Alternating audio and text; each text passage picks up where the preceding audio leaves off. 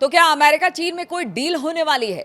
जी हां, अमेरिकी राष्ट्रपति डोनाल्ड ट्रंप इस वक्त चीन में है और कहा यह जा रहा है कि हॉर्मूज दो और ताइवान लो।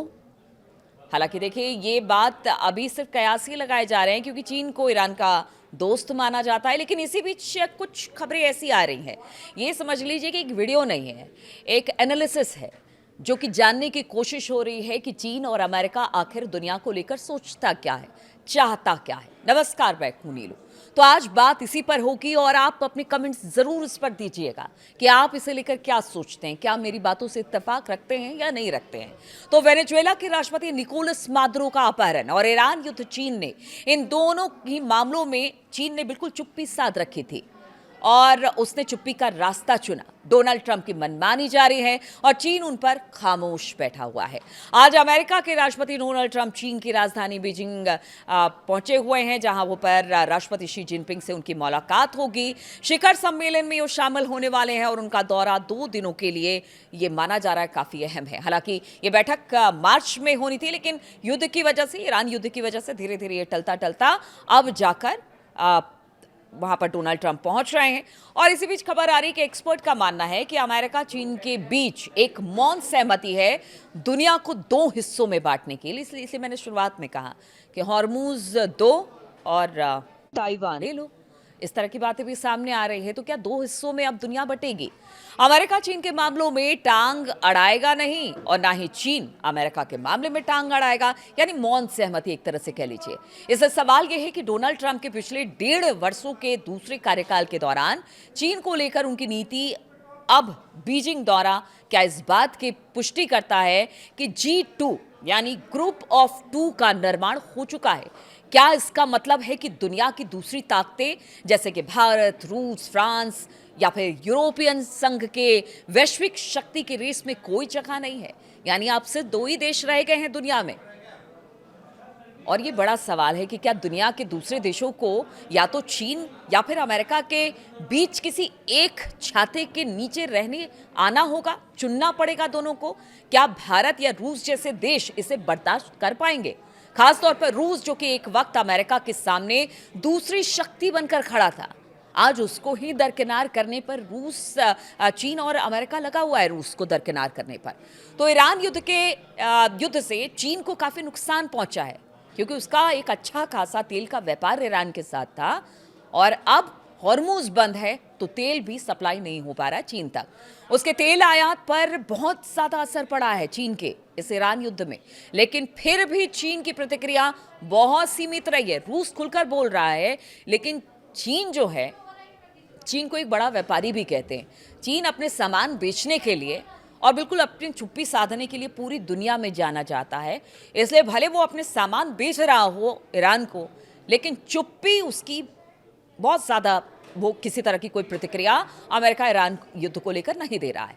दूसरी तरफ डोनाल्ड ट्रंप की बात की जाए तो डोनाल्ड ट्रंप की धमकियों ने अमेरिका के यूरोपीय सहयोगियों को दूर कर दिया। हमने देखा था कि किस तरह से उन्होंने कहा कि अपनी सेना भेजिए और ईरान पर हमला कीजिए, हॉर्मूज में हमला कीजिए। जब यूरोपियन संघ ने मना कर दिया तो उन्होंने कहा कि मैं तो नाटो को ही खत्म कर दूंगा।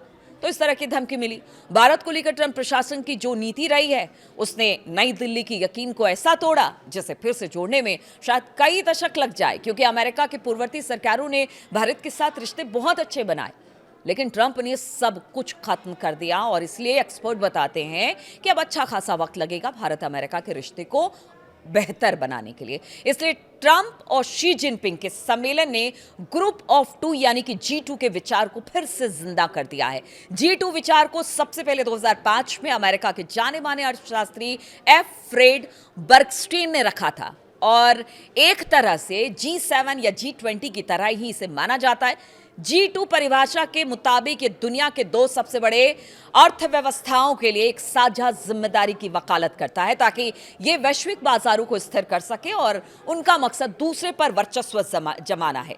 और इसमें चीन और अमेरिका सामने आ रहे हैं। बराक ओबामा के समय भी ये विचार चर्चा में आया था। उस समय व्हाइट हाउस की तरफ से जारी एक बयान के मुताबिक ओबामा ने 2009 में चीनी राष्ट्रपति हू जिनताओ के साथ रणनीतिक और आर्थिक संवाद की शुरुआत की थी। यानी अमेरिका के लिए G2 का विचार कोई नया नहीं है। इसलिए अब जबकि चीन एक ग्लोबल सुपर पावर बन चुका है। तो सवाल ये है कि क्या अमेरिका अब उसकी ताकत को स्वीकार कर आधे आधे हिस्से पर वर्चस्व रखने पर तैयार हो जाएगा?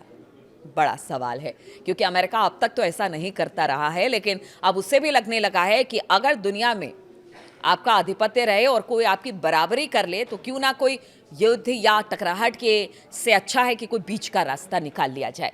यानी डोनाल्ड ट्रंप और शी जिनपिंग दोनों अब इस बात को जान गए हैं कि अमेरिका या चीन सिर्फ एक देश शक्तिशाली नहीं रह सकता है। इस कोशिश में दोनों ही सफल नहीं हो सकते, तो क्यों ना बीच का रास्ता निकाल लिया जाए। शी जिनपिंग फिलहाल के लिए शायद ये चाह रहे होंगे कि चीन के ऊपर कहते हैं ना कि वो वर्चस्ववादी शक्ति होने का ठप्पा फिलहाल ना लगे, बल्कि अमेरिका उसे बिल्कुल आगे की पंक्ति में खड़ा एकमात्र देश मान ले। यानी अमेरिका मान लेगा, वो संतुष्ट हो जाएगा और इस तरह से दोनों मिलकर पूरी दुनिया भर में राज करेंगे। वैश्विक राजनीति में भारत बहुपक्षीय व्यवस्था की बात करता है, इसका चीन समर्थन करता है। यानी उसका कहना है कि सिर्फ पावर सेंटर एक या दो देश ना हो, सब मिलकर काम करे। भारत इस पर बात करता है, वसुधैव कुटुंबकम की बात करता है। चीन भी इसे मानता है, लेकिन जब चीन बात आती है एशिया महाद्वीप की तो यहां पर वो इस बात को नहीं मानता, वो इसका विरोध करता है।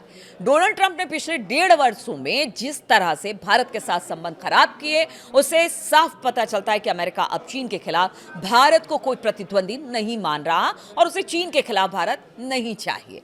अमेरिका को रूस के खिलाफ यूरोपीय देश भी नहीं चाहिए। यानी कि अमेरिका और चीन एक अघोषित संघर्ष विराम कर चुके हैं, जिसके तहत दोनों एक दूसरे के अधिकार क्षेत्र में दाखिल नहीं होंगे, मगर किसी तीसरे देश को वैश्विक शक्ति बनने की रेस में शामिल भी नहीं होने देंगे। आप देखिए किस तरह से पूरी धुरी दुनिया की चेंज हो रही है और इसी मंशा के साथ भारत और अमेरिका की ये जो मुलाकात हो रही है उसे देखा जा रहा है। अमेरिका की मदद से ही चीन ग्लोबल पावर बना है, इसलिए अमेरिका भारत को लेकर सतर्क हो चुका है। यूरोप, भारत, जापान, ब्राजील, दक्षिण अफ्रीका, मध्य पूर्व या फिर एशिया देश और कई विकासशील अर्थव्यवस्थाएं ये नहीं चाहती है कि वैश्विक व्यवस्था के बारे में फैसला उनकी मर्जी के बिना हो। इसीलिए SOAS चीन संस्थान के ने कहा है कि अगर G2 सच में बन जाता है तो फिर दुनिया पर दो ऐसी स्वार्थी ताकतों का राज होगा जिन्हें सिर्फ अपनी परवाह होगी, जबकि विश्व व्यापार संगठन जैसे वैश्विक संस्थान और भी कम प्रासंगिक हो जाएंगे, यानी उनका महत्व ही नहीं रह जाएगा। इसलिए G2 बनने की संभावना से अमेरिका के सहयोगी देशों में चिंता बढ़ गई है। उन्हें डर है कि वॉशिंगटन और बीजिंग उन्हें अहम फैसलों से बाहर रख सकते हैं और ऐसे सौदे कर सकते हैं जो उनके हितों के खिलाफ हैं। तो आप सोचिए कि अगर G2 बन जाता है तो फिर क्या होगा। और इसीलिए इस मुलाकात को, खासतौर पर शी जिनपिंग और डोनाल्ड ट्रंप की मुलाकात को देखा जा रहा है कि क्या अब वाकई G2 के ही फॉर्मूले पर चीन और अमेरिका चल रहा है, फिर बाकी देश इसे लेकर क्या करेंगे, ये आगे आने वाले दिनों में एक बड़ा सवाल रहेगा। बहुत बहुत शुक्रिया मेरे साथ इस वीडियो में शामिल होने के लिए।